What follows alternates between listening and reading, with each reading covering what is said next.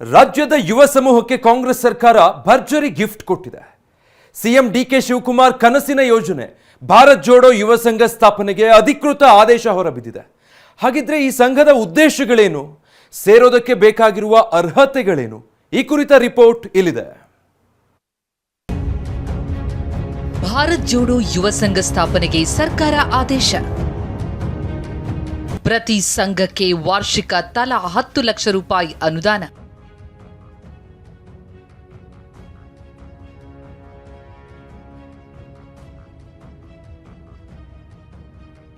ಭಾರತ್ ಜೋಡೋ ಯುವಕರ ಸಂಘ ಇದು ಡಿಕೆ ಶಿವಕುಮಾರ್ ಅವರ ಕನಸಿನ ಕೂಸು.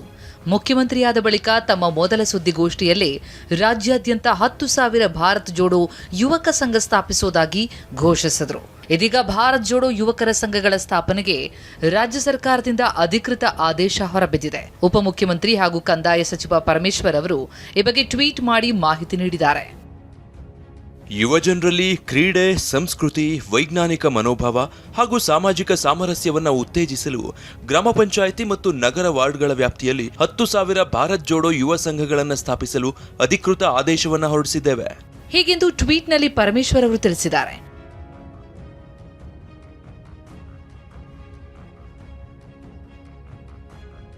ಏನಿದು ಭಾರತ್ ಜೋಡೋ ಯುವ ಸಂಘ? ಇದರ ಉದ್ದೇಶವೇನು? ಆರ್ಎಸ್ಎಸ್ಗೆ ಕೌಂಟರ್ ಕೊಡಲು ಕಾಂಗ್ರೆಸ್ ಇದನ್ನ ತರುತ್ತಿದೆಯಾ?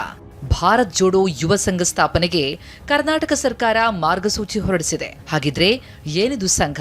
ಇದರ ಉದ್ದೇಶವೇನು ಅಂತ ನೋಡೋದಾದ್ರೆ, ಲೋಕಸಭಾ ವಿಪಕ್ಷ ನಾಯಕ ರಾಹುಲ್ ಗಾಂಧಿ ನೇತೃತ್ವದ ಭಾರತ್ ಜೋಡೋ ಯಾತ್ರೆಯ ಯಶಸ್ಸಿನಿಂದ ಪ್ರೇರಿತಗೊಂಡು ಸಿಎಂ ಡಿಕೆ ಶಿವಕುಮಾರ್ ನೇತೃತ್ವದ ಕಾಂಗ್ರೆಸ್ ಸರ್ಕಾರ ಈ ಮಹತ್ವಾಕಾಂಕ್ಷೆಯ ಯೋಜನೆ ಜಾರಿಗೆ ತಂದಿದೆ. ಆರ್ಎಸ್ಎಸ್ನಂತಹ ಬಲಪಂಥೀಯ ಸಾಂಸ್ಕೃತಿಕ ಸಂಘಟನೆಗೆ ವೈಚಾರಿಕವಾಗಿ ಒಂದು ಕೌಂಟರ್ ಕೊಡೋ ನಿಟ್ಟಿನಲ್ಲಿ ಹಾಗೂ ಯುವ ಜನರಿಗೆ ಸಂವಿಧಾನದ ಮೌಲ್ಯಗಳು, ಸಾಮಾಜಿಕ ಸಾಮರಸ್ಯ, ಕ್ರೀಡೆ ಹಾಗೂ ನಾಯಕತ್ವ ಗುಣ ಬೆಳೆಸಲು ಈ ಭಾರತ್ ಜೋಡೋ ಯುವ ಸಂಘವನ್ನು ಸ್ಥಾಪಿಸಲಾಗ್ತಾ ಇದೆ. ಪ್ರತಿ ಗ್ರಾಮ ಪಂಚಾಯತ್ ವ್ಯಾಪ್ತಿಯಲ್ಲಿ ಒಂದು ಸಂಘ, ಪ್ರತಿ ಪಟ್ಟಣ ಪಂಚಾಯತ್ ವ್ಯಾಪ್ತಿಯಲ್ಲಿ 4,000 ಜನಸಂಖ್ಯೆಗೆ ಒಂದು ಸಂಘ, ಪ್ರತಿ ಪುರಸಭೆಯಲ್ಲಿ ಸರಾಸರಿ 6,000 ಜನಸಂಖ್ಯೆಗೆ ಒಂದು ಸಂಘ, ಪ್ರತಿ ನಗರಸಭೆಯಲ್ಲಿ ಸರಾಸರಿ 8,000 ಜನಸಂಖ್ಯೆಗೆ ಒಂದು ಸಂಘ, ಮಹಾನಗರ ಪಾಲಿಕೆ ವ್ಯಾಪ್ತಿಯಲ್ಲಿ 10,000 ಜನಸಂಖ್ಯೆಗೆ ಒಂದು ಸಂಘ, ಜಿಬಿಎ ವ್ಯಾಪ್ತಿಯಲ್ಲಿ 10,000 ಜನಸಂಖ್ಯೆಗೆ ಒಂದು ಭಾರತ್ ಜೋಡೋ ಯುವ ಸಂಘ ಸ್ಥಾಪಿಸಲಾಗುತ್ತೆ. ಅಷ್ಟೇ ಅಲ್ಲ, ರಾಜ್ಯಾದ್ಯಂತ 10,000 ಭಾರತ್ ಜೋಡೋ ಯುವ ಸಂಘ ಸ್ಥಾಪನೆಯ ಗುರಿಯನ್ನ ಹೊಂದಲಾಗಿದೆ. ಗ್ರಾಮ ಪಂಚಾಯಿತಿ ವ್ಯಾಪ್ತಿಯಲ್ಲಿ 6,000 ಸಂಘಗಳ ಸ್ಥಾಪನೆಯ ಗುರಿಯಿದ್ದು, ನಗರ ಪ್ರದೇಶದ ವಾರ್ಡ್ಗಳ ವ್ಯಾಪ್ತಿಯಲ್ಲಿ 4,000 ಸಂಘಗಳ ಸ್ಥಾಪನೆಯ ಗುರಿ ಹೊಂದಲಾಗಿದೆ. ಈ ಯೋಜನೆಗಾಗಿ ಬಜೆಟ್ನಲ್ಲಿ ವಾರ್ಷಿಕ ಒಟ್ಟು 1,010 ಕೋಟಿ ಮೀಸಲಿಡಲಾಗುತ್ತೆ. ಪ್ರತಿ ಸಂಘಕ್ಕೆ ವಾರ್ಷಿಕ ತಲಾ 10 ಲಕ್ಷ ರೂಪಾಯಿ ಅನುದಾನ ಸಿಗಲಿದೆ. ಪ್ರತಿ ಸಂಘದ ತರಬೇತುದಾರರಿಗೆ ವಾರ್ಷಿಕ 24,000 ರೂಪಾಯಿ ಗೌರವಧನ ಕೊಡಲಾಗುತ್ತೆ. ಯುವ ಸಬಲೀಕರಣ ಮತ್ತು ಕ್ರೀಡಾ ಇಲಾಖೆಯ ಮೂಲಕ ಇದನ್ನು ಅನುಷ್ಠಾನ ಮಾಡಲಾಗುತ್ತೆ.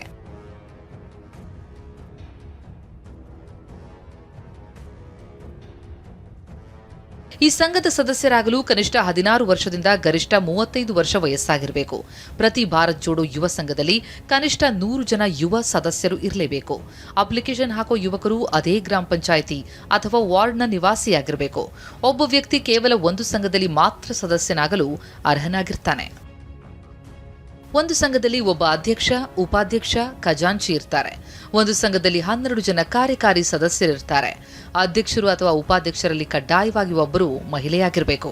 5 ಜನರ ಕಮಿಟಿಯಲ್ಲಿ ಮೀಸಲಾತಿ ಪಾಲಿಸುವುದು ಕಡ್ಡಾಯ. ಎಸ್ಸಿ/ಎಸ್ಟಿ ಸಮುದಾಯದ 3 ಸದಸ್ಯರಿರಬೇಕು. ಒಬಿಸಿ ಮೈನಾರಿಟಿಯ 4 ಸದಸ್ಯರಿರಬೇಕು. 8 ಸದಸ್ಯರು ಜನರಲ್ ಕೆಟಗರಿಗೆ ಸೇರಿರಬೇಕು.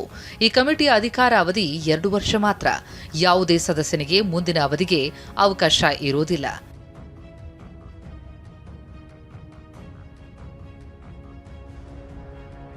ಇನ್ನು ಒಂದು ಸಂಘಕ್ಕೆ ವಾರ್ಷಿಕ 10 ಲಕ್ಷ ರೂಪಾಯಿ 3 ಕಂತುಗಳಲ್ಲಿ ಜಮೆಯಾಗುತ್ತೆ. ಕ್ರೀಡಾ ಮತ್ತು ಸಾಂಸ್ಕೃತಿಕ ಚಟುವಟಿಕೆಗಳಿಗೆ ಬೇಕಾದ ಉಪಕರಣ, ಕಂಪ್ಯೂಟರ್, ಇಂಟರ್ನೆಟ್ ಸೌಲಭ್ಯ, ಗ್ರಂಥಾಲಯ ಅಥವಾ ಸಂಘದ ಆಫೀಸ್ಗೆ ಬೇಕಾದ ಬೇಸಿಕ್ ಇನ್ಫ್ರಾಸ್ಟ್ರಕ್ಚರ್ ಮಾಡೋದಕ್ಕೆ ಮಾತ್ರ ಬಳಸಬೇಕು. ಪ್ರತಿ ಸಂಘಕ್ಕೆ ಸರ್ಕಾರ 16 ಪ್ರಮುಖ ಚಟುವಟಿಕೆಗಳ ಪಟ್ಟಿಯನ್ನು ಕೊಟ್ಟಿದೆ. ಗ್ರಾಮೀಣ ಕ್ರೀಡಾಕೂಟಗಳು, ಯೋಗ ಶಿಬಿರಗಳು, ಕೆರೆ ಕಲ್ಯಾಣಗಳ ಸ್ವಚ್ಛತೆ, ಪರಿಸರ ಸಂರಕ್ಷಣೆ, ಕೌಶಲ್ಯ ತರಬೇತಿ ಇನ್ನಿತರ ಅಭಿಯಾನಗಳನ್ನು ಮಾಡಬೇಕಿದೆ. ಕಾಂಗ್ರೆಸ್ನ ಈ ಯೋಜನೆಯ ಐಡಿಯಾ ಏನೋ ಚೆನ್ನಾಗಿದೆ, ಆದರೆ ಇದು ಸಾಮಾನ್ಯ ಜನರಿಗೂ ಲಭ್ಯವಾಗುತ್ತಾ? ಗ್ಯಾರಂಟಿ ಅನುಷ್ಠಾನ ಸಮಿತಿಯ ರೀತಿ ಕಾಂಗ್ರೆಸ್ ಕಾರ್ಯಕರ್ತರಿಗೆ ಮಾತ್ರ ಸೀಮಿತವಾಗ್ಬಿಡುತ್ತಾ? ಮುಂದಿನ ದಿನಗಳಲ್ಲಿ ಗೊತ್ತಾಗಲಿದೆ. Bureau report, TV9.